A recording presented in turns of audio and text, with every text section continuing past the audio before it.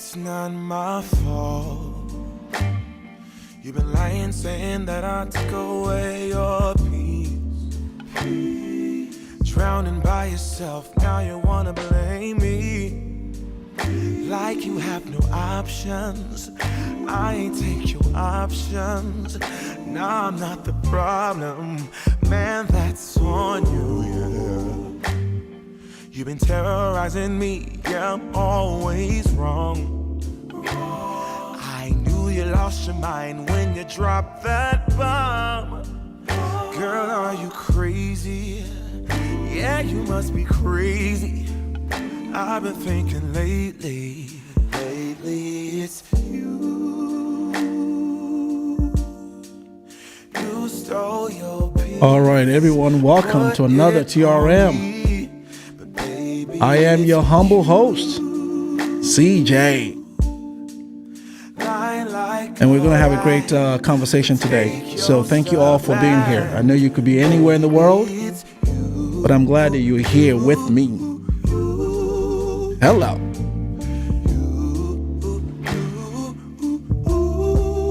Baby, it's you.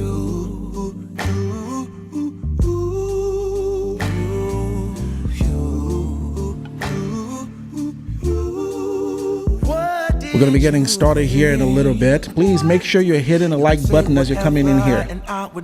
Please hit the like. It helps the channel. It helps the actual stream, so people can see it and it can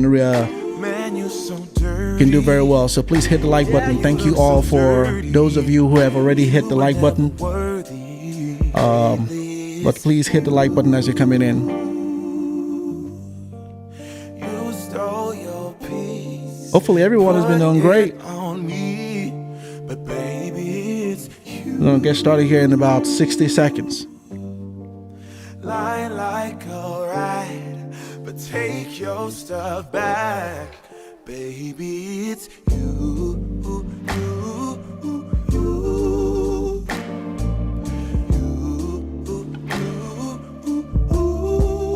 Baby, it's you.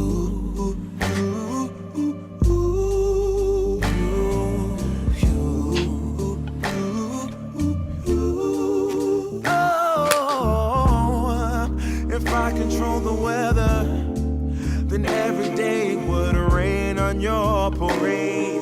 Shine, you can't chase, yeah. If I was Father Time, then I would change the day. So I never saw your face.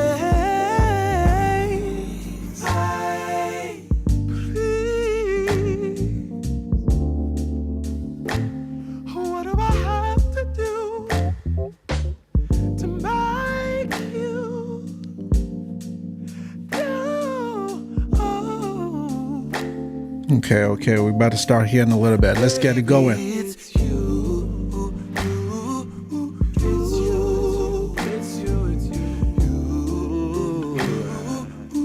Please hit the like button as you're coming in. We've got quite a few people here already.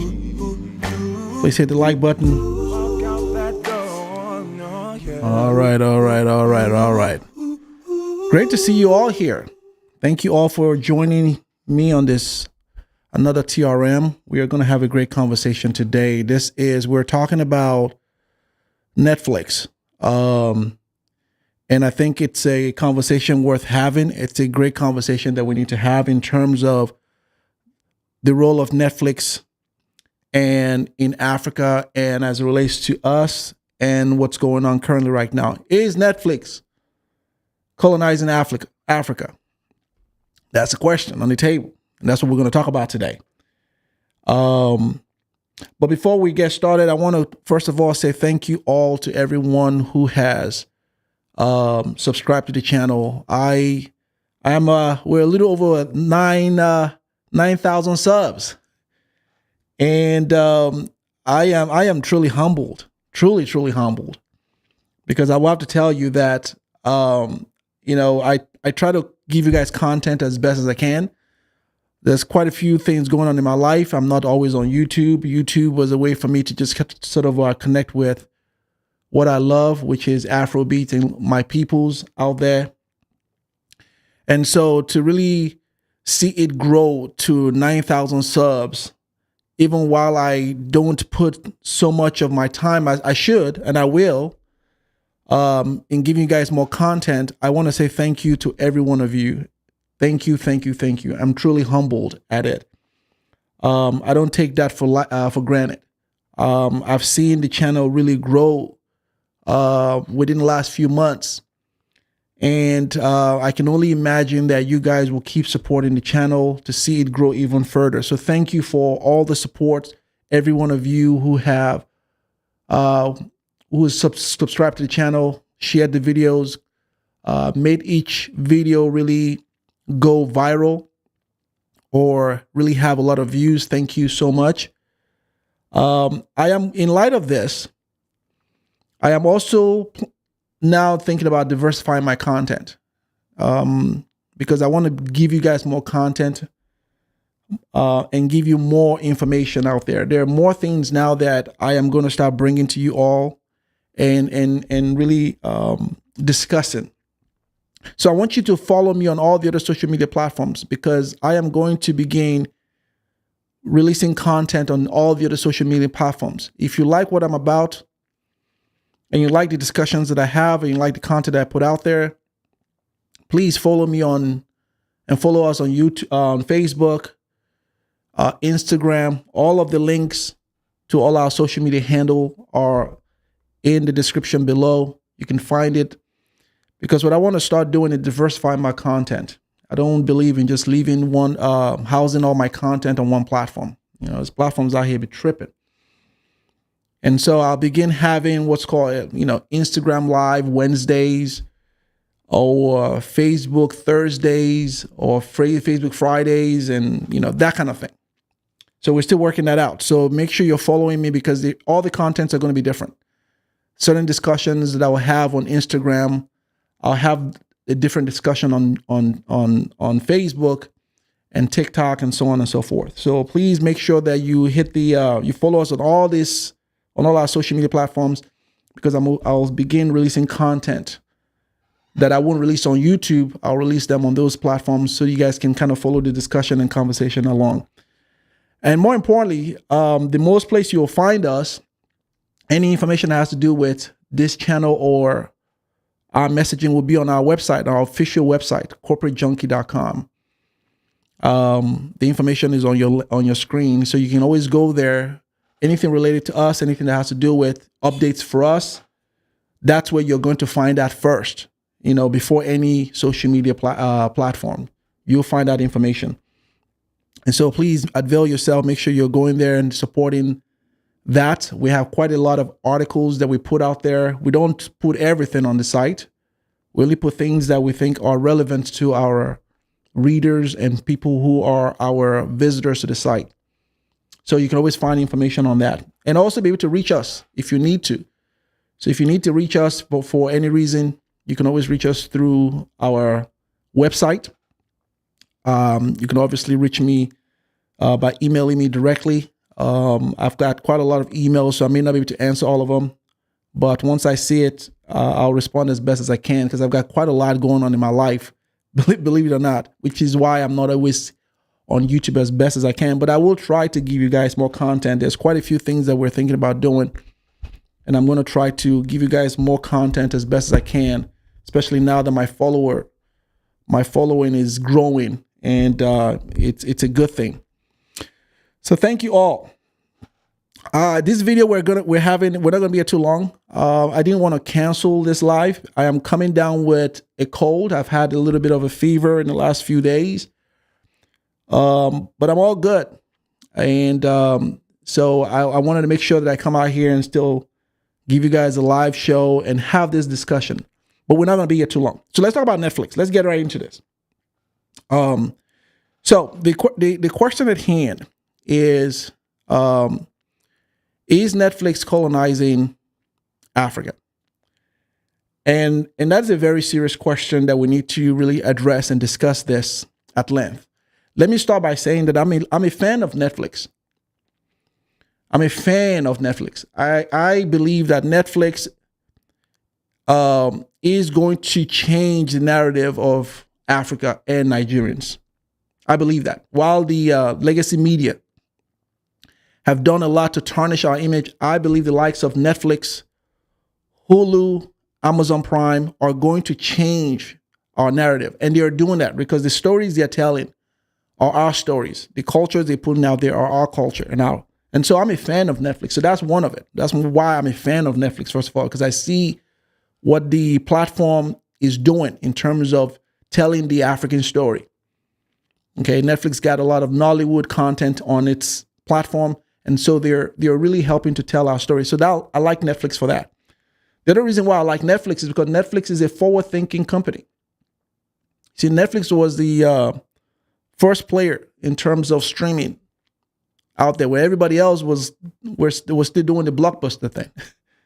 Netflix jumped into the whole streaming thing early on. So Netflix it's in what you call a monopolistic competition. And that the problem with that is the good and bad. The good thing about that is that you're the first players to enjoy a lot of profit right off the bat in a monopolistic competition. You enjoy a lot of profit in the short term. However, once you have a proven concept, then people fall in. You get a lot of people that join in as players, and it dilutes your profit long term. And so the way to survive when you're in that type of market is you find new market ground, which is what Netflix has really discovered. When they came into the whole streaming thing, they were the only ones in there. And now that all the players have seen that business model works, so everyone has jumped on now. So we've got, Disney Plus, Amazon, you've got BET Plus, you've got all of them, right? And so Netflix, being a forward-thinking company, had to find a new market, which is what you have to do when you're in that type of competition like. And so the new market they found was Africa. And Africa is the market they've now found because Netflix, over the last couple of years, some of you might know this, has been losing subscribers. Last year was a very challenging one for Netflix. And over the years, they've been losing a lot of subscribers due to what I've just talked about, because there were other players in the game which were offering more, subscriptions that are lower in terms of cost every month. And so that's one part. Another part is because, Netflix started cracking down on, password sharing. Because they realized that a lot of people were just sharing passwords that didn't have subscription, and they wanted to crack down on that. So they had a huge drop off. A huge drop off in terms of that. So that's caused a dip, but they're starting to build back up, right? But make no mistake out here, Netflix is the king out here in the game of streaming. They own the largest market share. In terms of cash on hand, Netflix is the king out here. So they're really smart people. They're really smart. And I like what they're doing in terms of our story. But we got to talk about some real serious stuff here. Because while that is all well and good, we have to address this thing about monopolizing the market. You get what I'm saying? And so we'll talk about what's going on in Africa right now. So I want to read a couple of articles for you all so you can kind of see where I'm drawing what we start this discussion with, and we'll have a good conversation, because a lot of these will have to do with, I hate to say it, but it is going to have to fall on the leadership in Africa, especially those in different, those countries that most people talk about, Nigeria being one of them. So a lot of these, what I'm going to talk about, will have to do with that. But let me read,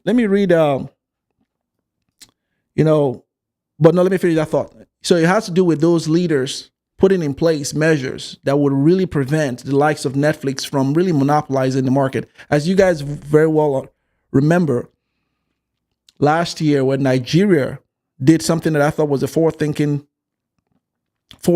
type of process, where Nigeria put a ban. The Nigerian Advertising Council, I believe that's what the agency is called, put a ban on the use of foreign models last year. And it was a huge thing. But of course, anything Nigeria, people like to tarnish. and they sort of put some people were pushing out propaganda out there that Nigeria was banning white people. Nigeria wasn't banning white people. Nigeria was banning any foreign use of models because it wanted to create an avenue for its citizens to be able to tap into those jobs. To keep that money, to keep the use of Nigerians using their own models or using their own talent so they can build the economy up. What's wrong with that? So it didn't ban white people, it banned foreign people. So if you came from any other African country, whether it's Ghana or South Africa, whatever, you were also not going to be allowed to do that because it was the country looking out for its own. They do that in this country. Right? So that's the type of forward thinking that we're talking about in terms of looking out for, because the market needs to grow. The market has the country has a huge population rate, and you're not going to solve your population if foreigners are taking all the jobs and people in your country can eat. Do you get what I'm saying? You're not going to be able to solve the population if you're giving the money to everyone else, and your own citizens can't even find a job, and they're qualified and they can't seem to find the jobs because all these foreigners. That's not how that works. You won't go to China and think you're going to do that. You won't come to the United States and think you're going to do that. You won't go to any country and think that they're just going to give the jobs to you before they look out for their own people. No. Do you get what I'm saying? So that was a good thing. So it would take the likes of that type of thinking to really regulate the streaming that we're seeing in Africa right now. It would take that type of to really regulate it. And that's why I said our leaders will have to play a huge role in this one. They'll have to play a huge role. So let me read for you guys an article regarding this. Give me a second here.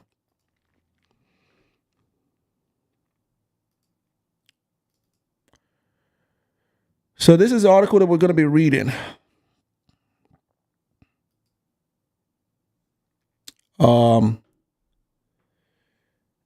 And it is, as you can see, it's from Rest of World. Let's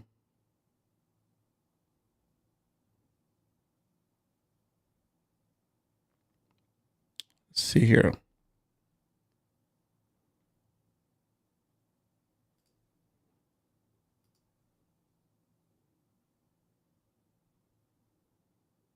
Okay. Hopefully you guys can see my screen. Okay. So we're going to be reading. It's from, and you can find similar articles like this, but I thought this one did a really great job in terms of, really giving the real insights to this. And I want to read a few of them. I'm not going to read the entire thing. I want to just read a few. Okay. So it says Africa's streaming services are struggling to compete with Netflix. Okay. And Prime Video. So it says right here that before Netflix arrived in Africa in 2016, hopefully you guys can see my screen.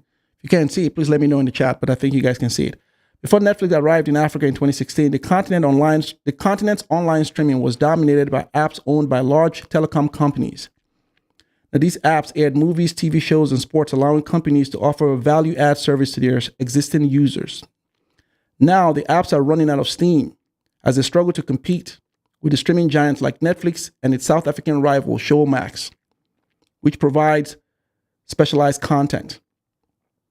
Now in 2022, telecom major Vodacom shut its streaming platform Video Play due to the rapid evolution of content streaming in recent times. Just a year before it shuts, Video Play held a 17% market share in sub-Saharan Africa and was the third largest streaming platform in the region, right behind Netflix and Showmax. At the same year, South Africa's Telecom also closed its streaming service, Telecom One. It was later relaunched as SABC Plus under the ownership of South African Broadcasting Corporation. The government-owned organization will do a better job at sourcing and curating relevant content for existing and new customers, Telecom said at the time of acquisition. In 2019, Econet, a Zimbabwe telecom firm, shut its streaming platform, Kwezi TV, due to a foreign exchange shortage. Third-party content players.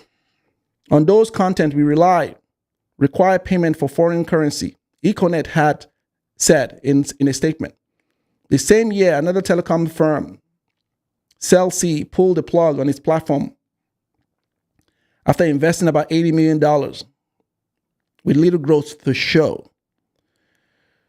So that's the net of what I want to. So you can read. Some of you can go and look at it. You can read. That's the net of what I want to talk about. So the issue that we're having is monopoly here, where you have African companies, African streaming platforms, shutting their doors with the likes of giants like Netflix, who come in with their brand and with their muscle. Now, is this a good thing? Now, so one will argue that in a free market system, sure, why not? You need to compete out here. That's what someone will argue that. But that's not a fair argument. Because even here in the United States has what's called the Sherman Antitrust Law, or Trust Act, I should say, of 1890, which basically it's illegal for you to monopolize the market. See, the United States is a free market system, but even they understand that is not a fair balance in terms of a company that might have been around for 50 years, dominating the market, and really being a gatekeeper against any other new players who are coming into the market. So they put in that act, that's law, in 1890, in a vote of 51-1. Congress passed that. It's called the Sherman Antitrust Law in 1890. And essentially has been in place for even till now, where you can monopolize the market. So the likes of Netflix know that they can't do that here. That's why even when companies get too big, they have to break them down. They have to break them up. You have to break them up and say, hey, no. Because the country understands that there has to be a fair market share here, right? There has to be a fair market share. Now, do companies like Netflix go to Africa and hope that they can avert this type of thing in Africa? Because Africa, who knows? I don't know if Nigeria has such a law in place. And they go over there and take over. And guys like us who are coming up in the world can't have a chance. Like if I wanted to start a streaming platform, could I compete with Netflix in Africa? Probably not. If there's no measure in place, if it's not regulated. So you have these types of things going on where you have the likes of Netflix, a Western company who has a huge market share here in the West, in the United States, go to another continent and fully monopolize that whole area and put everyone else out of business. So that's not right. Now I don't know what the deals they've signed. I don't know what the government over there is doing. I don't know what the leaders of different countries are doing. But this is a huge thing if not addressed. And I'm hoping the same forward thinking that Nigeria utilized last year, they will put that in place, not to prevent Netflix from going to Nigeria. That's not what this conversation is about. Because the likes of Netflix and Hulu and the rest, there's a benefit to this because they help to promote our culture, and that's good. But the bad part is that when they start to monopolize and dominate other investors or other inventions in Africa and lock everyone in Africa out of possibly owning a market share. That's the issue here. And I like to think that Netflix isn't part of any corrupt system where they go out there and corrupt the leaders. I like to believe that. And I hope not. Right? Because essentially what happens, that's why China, as much as everyone can dump on China, they have this whole thing airtight. You're not going to go to China as a foreign company and go and dominate over there. They're not going to let you do it. So because they understand the power they have in terms of their population. They understand the power they have in terms of looking out for their own people, making sure that the people have a stake in the economy, a stake in this whole thing. And so a lot of companies, even when they go to China, they have to be at the mercy of the Chinese government and say, hey, can we, and they have to be approved of that. And there's nothing wrong with a country doing that, because you have to look out for the economy of your people. It's great that you have outside investors come in. It's great, but they can't own 60% of the market rights in your company, in your country. It doesn't make any. They can't do that. It doesn't make any sense. So what room do you leave for, Africans like myself, who are my kids, who might decide to be innovative and decide to really be competitive out here? If you have a gatekeeper like that, how are they supposed to compete? How are they supposed to do it? You can't do it. They can't do it in the United States because that part is flooded. They can't do it in their own native land because that part is also by the same company. That's no. So that's why I said that this will have to go back on the leaders. So the leaders out there, and here's what my take on the leaders. Because I know a lot of people like to say African leaders are corrupt. And you guys have often heard me say that. But the reason why I don't 100% blame everything on the African leaders. The reason why I don't, even yes, while we have corrupt ones, I've often said that the African leaders are mostly corrupted. A lot of them fight these things. They fight back at this and push back. And they're threatened with sanctions. They're threatened with, harm. They're threatened with market distress. I mean, think about it. If you were the one sitting there, what would you do? What would you do if you were the president of Nigeria today? And you want to nationalize your oil, or you want to do certain things. And you have the likes of the West, and we know the names, threatening you and saying, if you do X, Y, Z, here's what we're going to do. Because we don't see the strengths. We only see our leaders. We don't see the puppets behind that really distress them to cause them.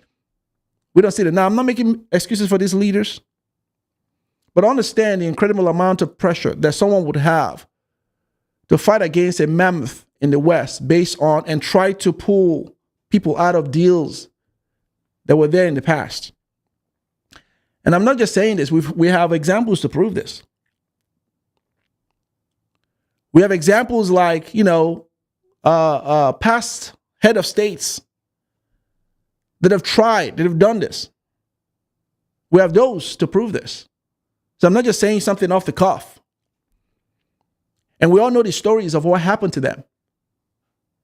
We know the, Thomas Sankara. We know about the situations in the Ghanaian first prime minister, Nkrumah. We know many like that. Many like that.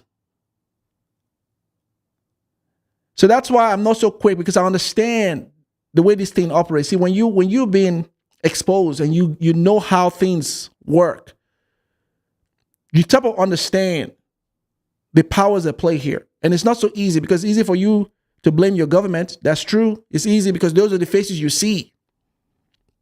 Those are the faces you see. But I guarantee if they put you there, if they put you in that seat, you wouldn't do anything different. You wouldn't do anything. You would do you understand the incredible amount of pressure. You would understand that. When you get that phone call and say, hey, I understand you just won your election. This is what's going to happen. You have to do business as usual. If you don't, and they give you XYZ, what will happen? See, your people aren't there to see. They don't witness those conversations. They don't know what you're up against. They don't know that you probably get the likes of of France.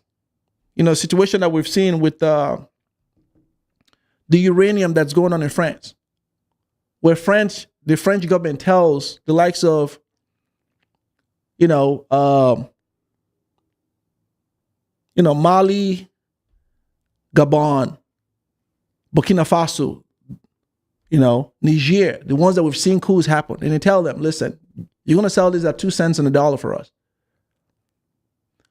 And they say, no, here's what you're going to get. We don't know Now, I am not saying that this is in all cases happens like this. I'm not saying that. And I'm not saying that these leaders also haven't allowed themselves and haven't been corrupted by laying down. Now you have that piece of that. You have that element going on. But I think it's easy for us to really look at them and say, yo, you're just horrible. And our bad leaders are the ones. Not seeing the puppets that control the strings beyond and the forces that keep them corrupted, which is why I am not too quick to judge an African leader, because there are many like that who are trying to get their people right. But the mammoth they have to go against, at the risk of offending you, at the risk of you having worse situation in the country than it already is, that is a task that you don't see. Which is why I'm saying that even with this situation, you know, with the whole streaming thing, right? I don't know what deals are going on. I can tell you that when Nigeria made that decision last year to ban foreign, that was a bold move. I can almost guarantee you that it was a backlash. We know about the ones we saw here, in terms of people just mislabeling that whole thing and demonizing Nigeria and saying Nigerians are banning white people because they wanted to create something that was not it. They wanted to get the country demonized. So when you hear white people, oh my God, you're banning white people? My goodness, really? Look at these poor white people. You can't give them jobs. You know, that kind of nonsense sentiment. The people ran with that nonsense. And even sad that you had even black people that were running with that nonsense. And there's nowhere in that whole, when they came out with the press release for that, or the regulation of that, there's nowhere in that says white people. It says foreign. What part of that is white? But I can almost guarantee you that when they did that, people that they're still getting a lot of backlash for that. You know what I'm saying? They're still getting a lot of backlash for it. So it would take a lot of that type of bold step to be able to regulate the media entertainment market, where the likes of these Western companies, which we appreciate them and we like them, you know, I mean, I love Netflix. And we want Netflix to be in Africa. We want Netflix. We see Netflix. Netflix is having to change the narrative. But Netflix can't go in there and just dominate and own 60% of the market share. That's not right. Right? When Hollywood movies are housed in Netflix, and then you have term agreements that basically outlast you and I living here together. Term agreements where by the time it's over, you know, your kids have graduated from college. That's what I'm talking about here. Do you understand what I'm saying? And I think that it is our job to make sure that while we're focused on certain areas in the country, in terms of what we need to build that country on and hold our leaders to task, we need to also remember this other area of entertainment, which seems to be the bread and butter for us now. See, a lot of parts in Africa isn't utilizing resources because most of these resources have been stolen by the West via the corruption I told you about, via the corrupt leaders or the corrupting of those leaders. But the world is moving from oil, and there are other aspects of industry that we need to develop, like the tourism or the movie industry. The music industry is also growing.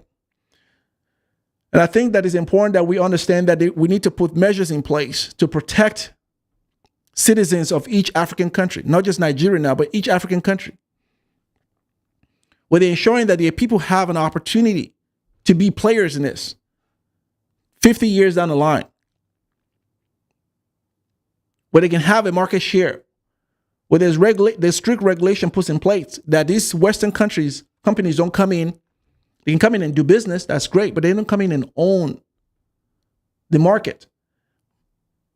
Essentially being gatekeepers that locks out citizens of that country. That is what you call monopoly. That doesn't even, they have the law against that in this country. But what you're seeing is like a lot of people go to Africa will hope to get away with things they know they can't get away in the United States.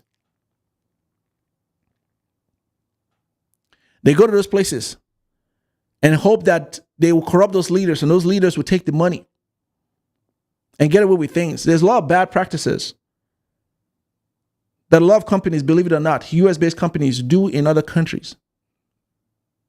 And the great thing about this country, and one of the things I love about the United States, is that the US will hold you accountable for that.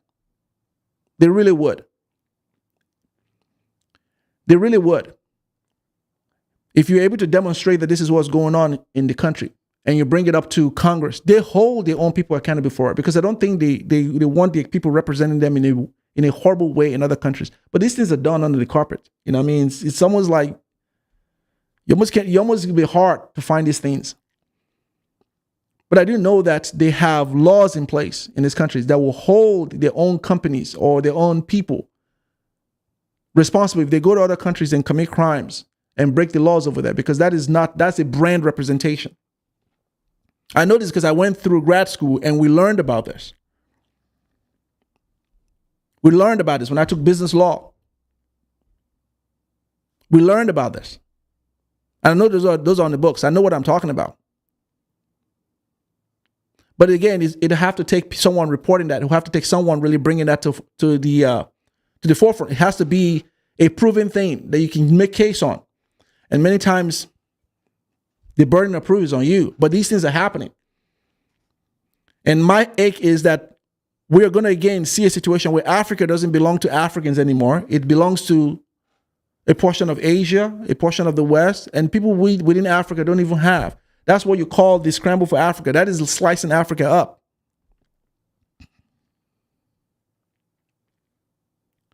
It can't be every man for himself.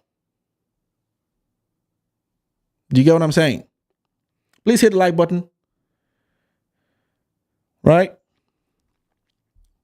Because I think the market is good for all of us. It's a huge market and everyone can participate in. It's a huge market and everyone can take part in. But locking someone off and just closing and gatekeeping with others in that don't get to participate, it's not like most of us in this country.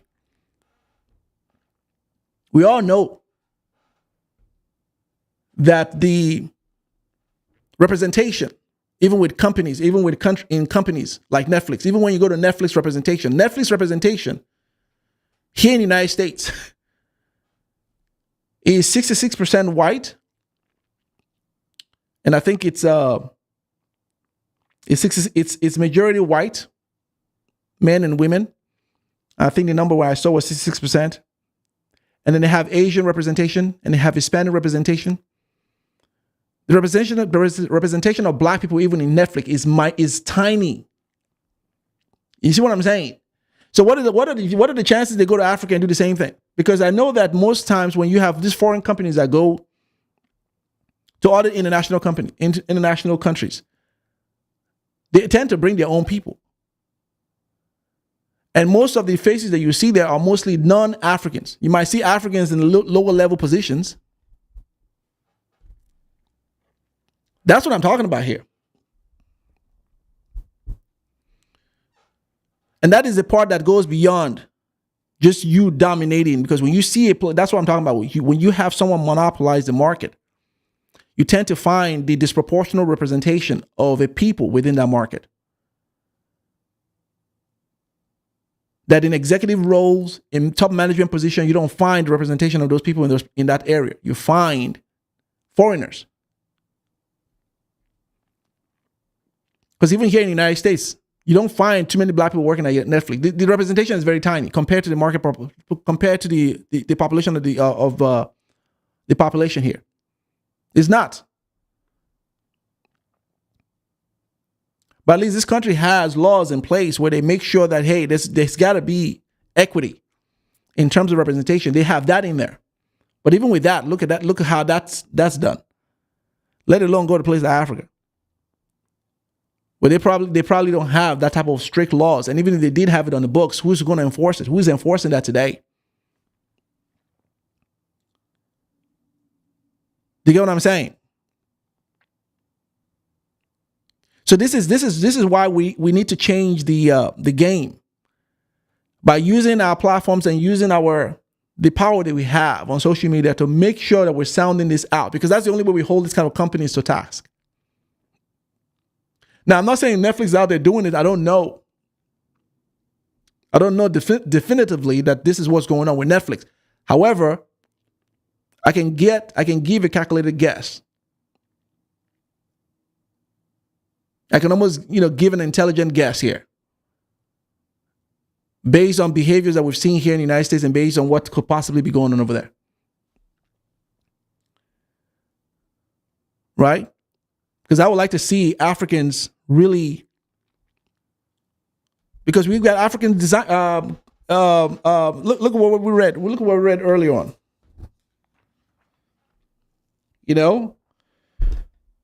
That we have iRocco TV. iRocco TV has been in Nigeria and is a Nigerian-owned streaming platform. It's been there long before Netflix even thought about going there. How is it that they don't have the market share? How is it that they're not dominating that area? That the moment that Netflix showed up in 2016, Netflix took over? Like, come on. Really? And they have this Zimbabwe company, the Econet, in 2019 that shut the doors. They can't keep up, even after $80 million investment. You get what I'm saying? You have the one for South Africa, Telkom One. Couldn't keep up. You have Vodacom, shut its streaming platform. Why do you think they're shutting down? I guarantee it's because of the monopoly.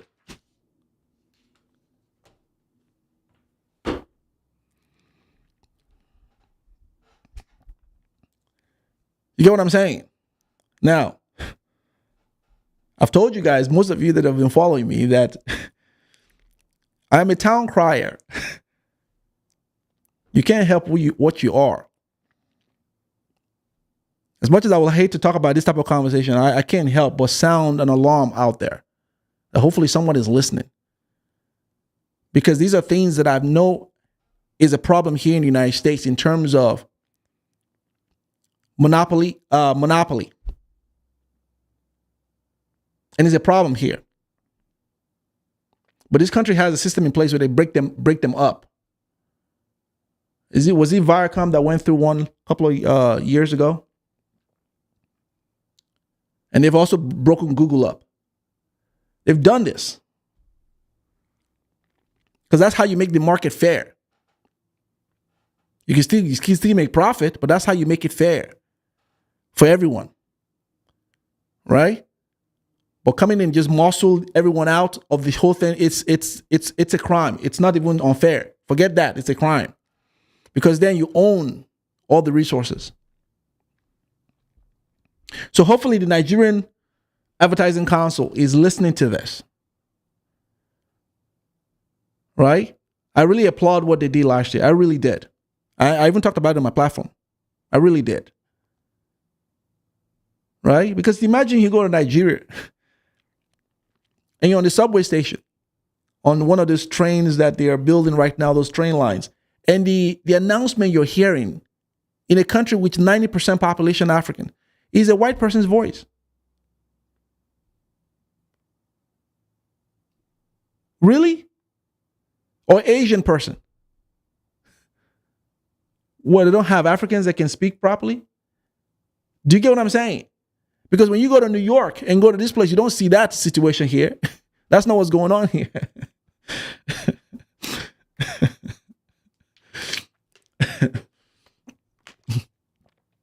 That's not what's going on here. I mean, if you qualify for the position, yes, but that's not overwhelmingly what is going on here. You don't go to a country and you find foreigners dominating those advertising. So that's the type of forward thinking that I think we're going to need here, especially as it relates to the movie music thing, because that's a very viable market for us, and it's going to keep growing. I talked about how Nollywood on its own is going to change Nigeria. Nollywood is the second largest movie industry in the world. Let's just take a moment right now to think about that. Second largest. It beat Bollywood. And we all grew up on Bollywood. Bollywood is one of my, we all remember them. We all grew up on Bollywood. And Bollywood storyline was amazing. They did something that no one ever did. Remember the days of Dharmendra, Jitendra, Amitabh Bachchan. What's the other one? Emma Malini. These are old characters. We all grew up on them. You guys know these guys. They did something unique, and it was so unique. They fall off the chart now because they try to Americanize the whole thing, and I think that's what killed Bollywood. They became very westernized. Started doing things that you wouldn't really believe it. You're like, what, really? So I think that's how they lost that market. But when they stayed in their true rawness, they were like huge. I mean, I like the fact that Sunita, yeah, there you go. You remember that? We all grew up on those movies. It's funny when I see, when I run into some Indian friends of mine when I was in college. If you wanted to, the way I got them to be friends of me, not that I needed to do that, but I quickly gained their friendship the moment I started dropping these names. They were like, really? People appreciate when you take the time to learn their culture. People appreciate that. I mean, it's a natural thing. Because when they didn't think, I knew the stories. I knew all the stories. I knew the son of whose son was what and all of that. I knew all of those. And they who got married to who and how they got divorced. You remember Dharmendra was married to Emma Malini, and they've since got divorced. I knew this whole story because their storyline in their movies was they so resonated with us because it was the same type of struggles that we were going through, and they had such natural storyline that they were very huge. They were very, very huge. But imagine Nollywood really taking that place, because Nollywood has the same archetype, the same type of. It's moving in the same direction. I hope it doesn't lose it. I hope it stays organic. They can improve on their quality a little bit, but yes, they will. But it needs to stay, relatable. But imagine having that type of market share, being the second largest in the world. The second largest in the world. In today's market. And it's only going to get bigger. Right? And I think it's important that Nigerians have a huge piece of that. Control that market. Control it. Control it. Because those are millions of jobs. Those are millions of innovation. Those are millions of profits. Millions of dollars. If not billions. And in my last TRM, we talked about keeping that money in that country. Which is why with the building of the movie city in Lagos is a huge thing. It's a huge thing. And so it's important that we're forward thinking. This is a pivotal moment in our lives right now, whether it's mostly Nigerians, but also in Africa, where Africa is on the map. People are moving to Africa. People want to do business in Africa. There's a show I'm going to do that I want to talk to you guys about, because in terms of people moving to Africa, I'm going to do a TRM and I'm going to schedule this. White folks have been secretly moving to Africa. Did you guys know this? White people, mostly the evangelicals. The evangelicals have been moving secretly in large numbers to Africa. There's 3 countries they've been moving and settling. South Africa being the number one choice because, they have all the whites over there. Ghana, Nigeria. These are the 3 countries that they're moving to. It's a secret thing. See, when they tell the rest of us that, because they've seen the whole thing falling apart here. And these ones are going over there because they understand that they can, the same reason why most of us are, They understand that they have a huge opportunity over there. So they're moving over there. But they're not saying this. Of course not. They let it. They're not saying this. When they tell us that Africa is horrible and these guys are letting declare, because I told you guys it's misdirection. You remember I talked about misdirection? So misdirection is a process used by magicians where they fool you with one area. They tell you, look at this hand. See what I'm doing here? And everyone naturally looks at that. And they use the other hand to perform the real trick. It's called misdirection. See, I'll tell you, man, you guys, when you go to marketing and you go through a marketing program, you're going to learn a whole lot of things. I think everyone should go through marketing. You're going to learn a lot. The best program I could have went through in college was marketing. Do you understand this? But misdirection is a process they use to fool you into thinking that something isn't there when it is. Right? And in many instances, they have to demonize something that is valuable like Africa and tell you that there's nothing there, it's a wasteland and all of that, even while they understand the value there. I mean, think about it, for example, even most of us do this. We might not call it that, but we do this. If you go to buy a house, or buy a car, let me use a house for a second. Like a resale. Most times when someone goes into a house, they start to point out the deficiencies in the house. Oh, there's a paint, there's a scratch job here. There's a, it seems like that's a wall needs worked on. Seems like that carpet needs changing. They start to point out all that stuff. Right? Now, what they're trying to do, they're trying to cause you to lower the price and discount the house. They want the house. But they tell you about all the bad things about the house so that way you can be like, okay, all right, I'll factor that into the offer. And then they offer you a lowball offer and you're thinking you take it because the person just pointed out all the things wrong with your house. It's the same thing that's going on in Africa. I told you guys this a long time ago. It's a strategy. They tell you Africa is not good. Africa has got problems. Most of you fall for the okie doke. They go over there, exploit the land. They move in there. They become landlords. They become business owners in the same land that they told you that was not good. Why are they there?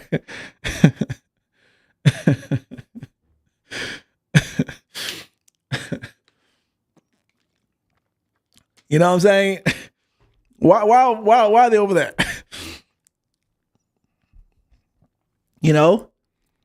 If it's all these horrible things, why are you over there? So they get all of us to move over here, right? So we clear the field. We come over here. We japa. We just come over here. While they are now going over there.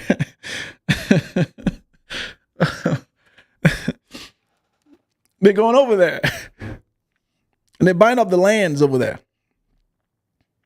They're buying up the infrastructures over there.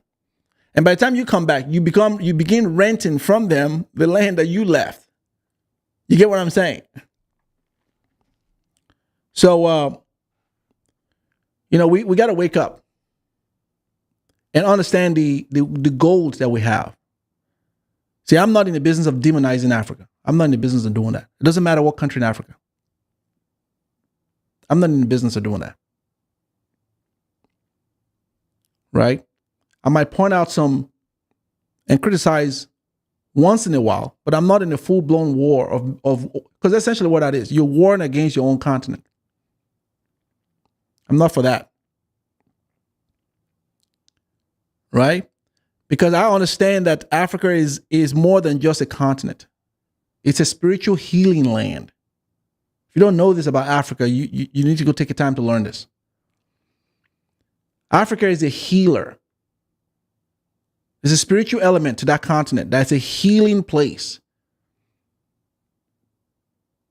Which is why when they came over there, they told us that our religion was demonic. They told us that Ifa was demonic. They told us that all of that was voodoo stuff. And they gave us their religion. And their religion has caused wars in Africa. Their religion has caused wars in their own country. Their religion has caused division. They can't get it right. I mean, there's so many subsets of their religion that there's no love in their religion. And the entire time when we were in Africa, when they came and took away our religion, told us our religion was demonic and was voodoo, we had nothing but peace, respect for ourselves and culture. Africa thrived. You know, like I remember when my dad, God bless his soul, and when I would go visit him when he was alive, and I would go to Nigeria to visit him, and he and I would get into this conversation on religion, which I try to stay away from, but you know, it's inevitable. It comes up. He and I would get into this conversation, and I'll try to tell her, I said, Dad, please, you know, and I love my dad, but my dad, like many of us, because I was born into that, but education got me to evolve out of that. Because I know what Africa is. It's a healing place. It's a healing place. It's a spiritual thing. It's not just a continent. It's a spiritual thing that holds us together. Not to mention, it's the origin of life. Not to mention, it's the center of gravity for everything life. Everything originated out of Africa. If you don't know this, you need to get that part right. That's just basic human evolution. Everything evolved out of Africa, and everything is going to go back to Africa. See, I said in one of my videos about why I believe this is the last age that we're in, the age of Aquarius. This is the last age before it resets back into the age of Capricorn. See, I'm a Capricorn. You know, they say Capricorns are the zodiacs, the leaders of the zodiac. But if you understand the constellation of the zodiac, and you understand the way the ages work, you realize that with certain age, there comes certain type of behavioral practices and a certain type of belief system, certain type of ideology, certain types of, it changes how we relate with each other. So the age of Aquarius is what you call the feminine energy, right? That's the feminine energy. We've left the masculine energy because when you think about the earth has to balance itself. So we've left the masculine energy, which is the age, the Piscean age. But everything has to evolve. Everything has to come before itself that gives us something that we need for the next age. So it was important for us to come through the age that we came through, because through that age, we're able to have our laws. Because that's what religion played a huge role in that age. Our belief system. It was important because if we didn't have that, we'll all be eating each other up like animals and destroying each other. So it was important for that to play a role. So now that we're in the age of Aquarius, this is the age, it's a feminine age, which is why women are going to play a huge role. Man, I understand that we're struggling with this, but you're gonna have to get with the program. This is a feminine age. This is why you're seeing a lot of femininity. There's a reason why. It's a cosmopolitan thing. It's an age thing. Women are going to dominate here. Women are going to own the same position that men had in the Piscean age. Because there's a duality. It has to be balanced. And only those who understand this are going to be able to adapt to it. But again, this age will also bring the destruction of human civilization as we know it. It's going to reset it back to where it used to be. I'm going to start all over again. I mean, my understanding, I think we've been here like, this might be too much for some of you, but the earth revolves and we keep doing this whole thing over and over again.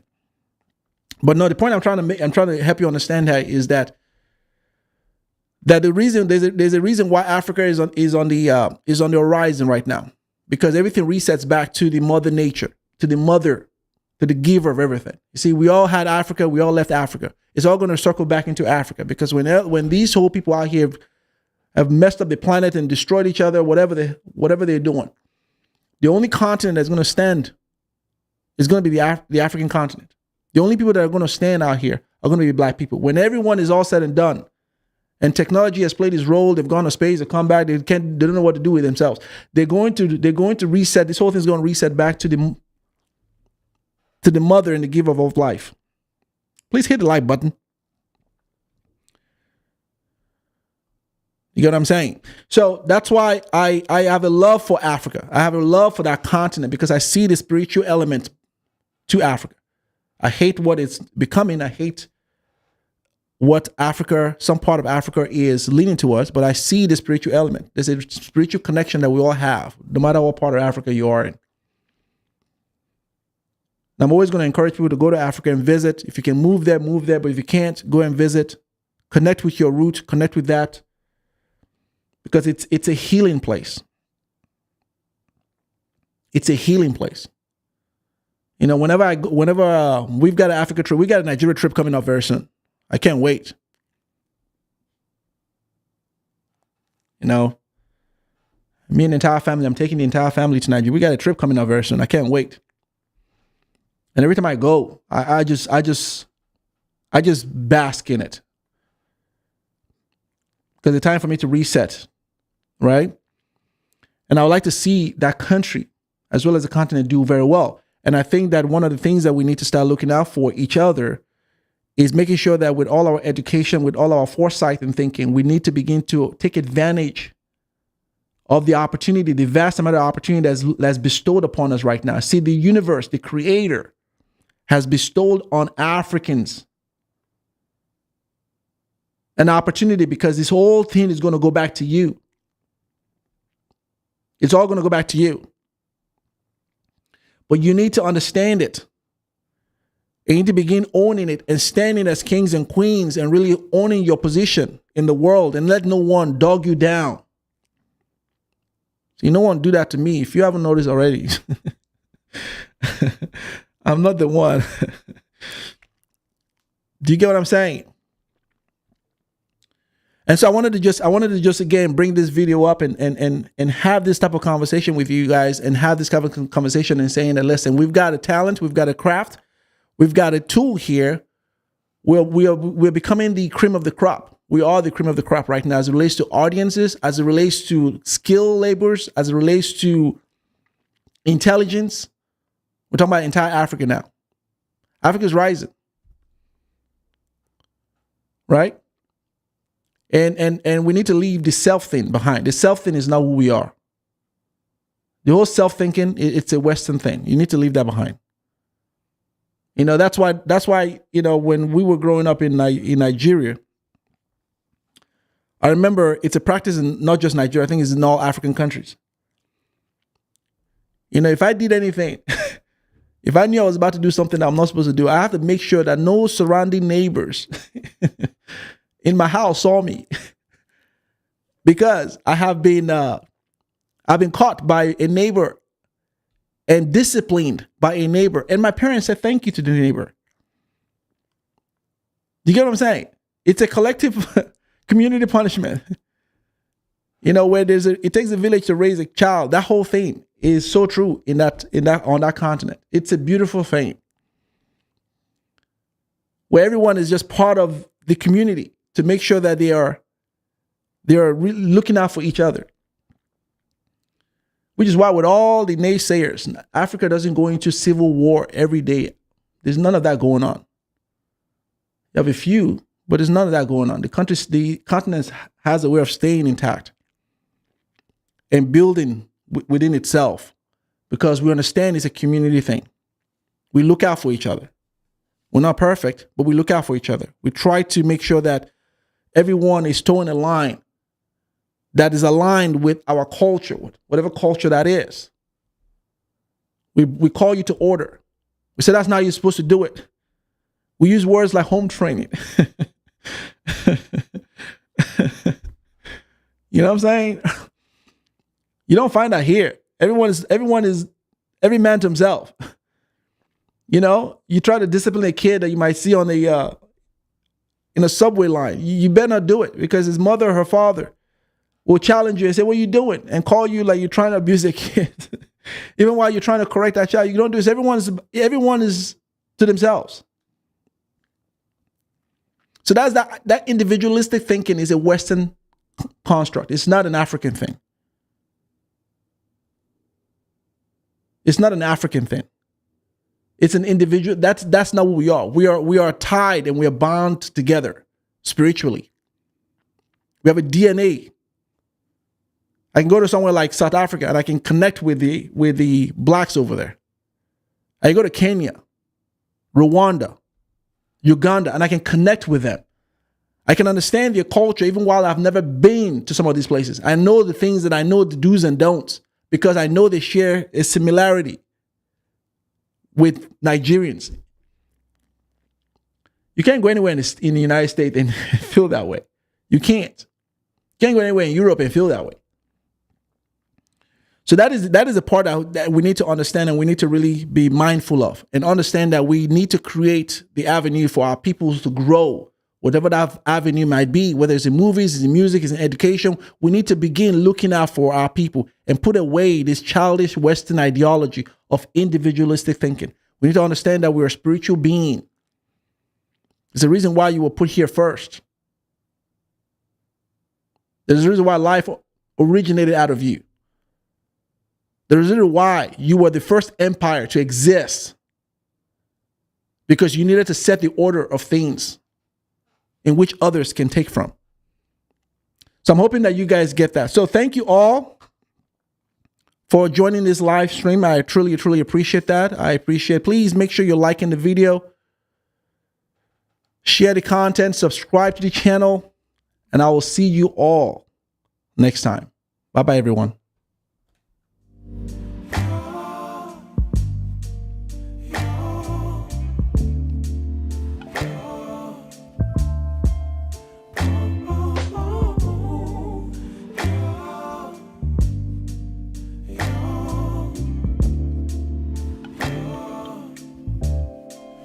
It's not my fault. You've been lying, saying that I took away your peace. Drowning by yourself, now you wanna blame me.